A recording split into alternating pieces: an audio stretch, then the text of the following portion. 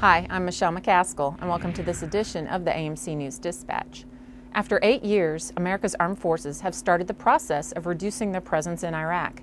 The drawdown of both forces and equipment is a monumental undertaking, as we've accumulated literally millions of pieces of equipment over the years. AMC plays a major role in the drawdown effort, since the command is the executive agent for Equipment Reset. Lieutenant General James Pillsbury, AMC's Deputy Commanding General, recently discussed the planning and teamwork required to meet this truly historic challenge. Well, General Dunwoody has asked me to go over to the theater to support the drawdown and run what is known as the R2TF. Stands for Responsible Reset Task Force. And this task force is about 25 to 30 folks strong, and it is a mixture of skills across material enterprise to include ORSA, to include item managers, LARs, logistics assistance representatives, and logisticians and operators across the material enterprise, like I said. And the purpose of the R2TF is to help ARCENT, Army Central Command, 3rd Army, which is the Army Service Component Command of CENTCOM, as it conducts its responsible drawdown.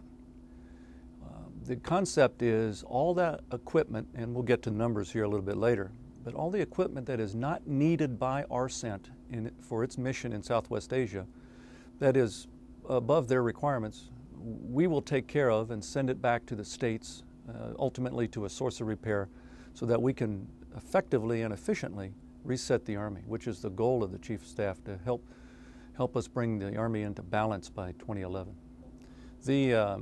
The reason AMC is well suited for this mission is obviously well, maybe not so obviously, the ability for us to repair our equipment at not only our organic depots, but at our directors of maintenance now that are going to be throughout our post camps and stations, the old director of logistics, and then to be able to work with our original equipment manufacturers to repair certain vehicles, certain pieces of equipment at their locations.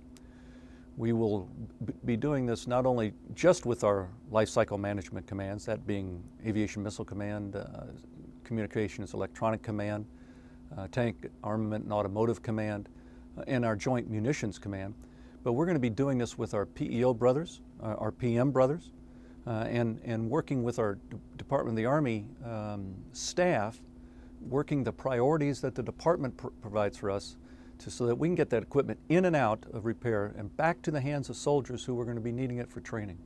The purpose of the responsible reset is to ensure that we get our soldiers the equipment necessary in time for them to train for the next mission.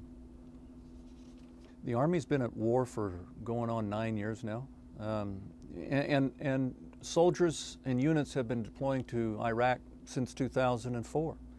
Of course, we crossed the berm in late 2000 or in the spring of 2003, and the first rotations occurred later that year and into 2004 and have continued.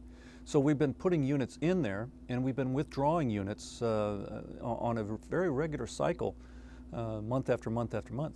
But not all the equipment that we sent over there with that unit came back with that unit. So we have on the numbers, I will tell you, about 60 to 80,000 containers. We have 50,000 vehicles. We have upwards of 3 million different pieces of equipment. A lot of it is eaches of repair parts or clothing and equipment. But it's still a rather large undertaking that we have to do while we're still in contact. So the context of this operation is unprecedented. Large and in contact with the enemy on a timeline that's been directed by the President of the United States. And that timeline is to be down to 50,000 soldiers by August 31st of 2010, and then ultimately leave the country by December 31st of 2011. Stakeholders of this operation are many. The AMC and ASALT community that make up the material enterprise could not do this by themselves. Certainly the Department of the Army G8, the Department of the Army G3, and the G4, along with the budget folks, are key stakeholders in this a massive undertaking. DLA, the Defense Logistics Agency, is playing a huge role. So many items that will not be brought back to the States because of their serviceability criteria or obsolete will be sent to DRMO in, I believe, 4 locations in Iraq and 1 location in Kuwait.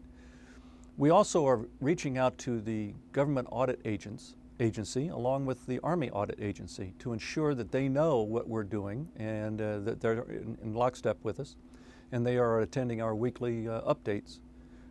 So the stakeholders are many, and for all the right reasons. We have to do this in a team effort.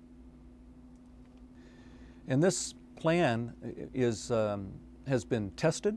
This plan has been rock drilled, and this plan is working right now, although the difference between now and when the drawdown really goes into earnest is a difference in physics. There's going to be a lot more stuff coming out of Iraq after the elections. Now, the elections in January will be a trigger. General Odierno will establish that the conditions are right for us to conduct a drawdown, a deliberate drawdown, responsible drawdown that they are conducting, and then the Responsible Reset Task Force will assist and aid in that endeavor. The disposition of instruction, or the disposition instructions for equipment coming out of Iraq are many. The disposition instructions, the definition depends on where you sit.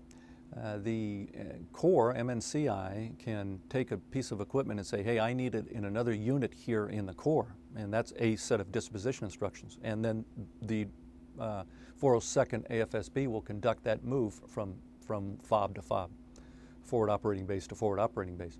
Another set of instructions could come from ARCENT, Army Central Command, that says, I need this in another country within our footprint, Horn of Africa, Afghanistan, Pakistan, etc. So that piece of equipment will then be sent to that location.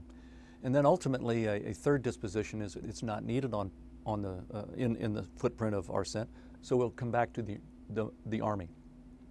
And then the Army will then responsibly reset that piece of equipment and get it back into the hands of soldiers. Another option for a piece of equipment is FMS, Foreign Military Sales, where our United States Army Security Assistance Command, USASAC, is working with the theater to establish requirements for both Afghanistan and Iraq so that this equipment can stay over there rather than come back and be sent back again at great expense. So those are just a few of the different disposition instructions that can happen for a piece of equipment. It's PhD level work that the staff throughout the material enterprise has taken on and doing a great job. I'd like to mention that the people that make up the R2TF are great Americans. They're both civilians, dedicated, hard-working Department of the Army civilians. We have a couple of dedicated, hard-working contractors, and then we've got a smattering of military. Those folks over there are doing just wonderful work. They're embedded with United States Army Central Command. They're the 3rd Army. They are physically located with the 1st Theater Support Command headquarters. They are working 16, 18 hours a day, 6.5 days a week, and have become so ingrained in the operation over there that no meetings happen, no decisions are made logistically without input from the R2TF. So my hat's off to Mr. Jack Dugan, Sergeant Major Rodney McCarn, and the entire team over there that continue to impress every day. The hard work of logisticians across AMC, the Army, and Department of Defense will ensure that the responsible drawdown and reset of equipment is seamless and synchronized in order to meet the needs of our warfighters while at the same time being good stewards of the taxpayers' dollars. Well, that's all for this edition of the AMC News Dispatch. Don't forget to visit the AMC website and click on the News and Information link for the latest items of interest about the command. Thanks for watching, and be sure to tune in next time.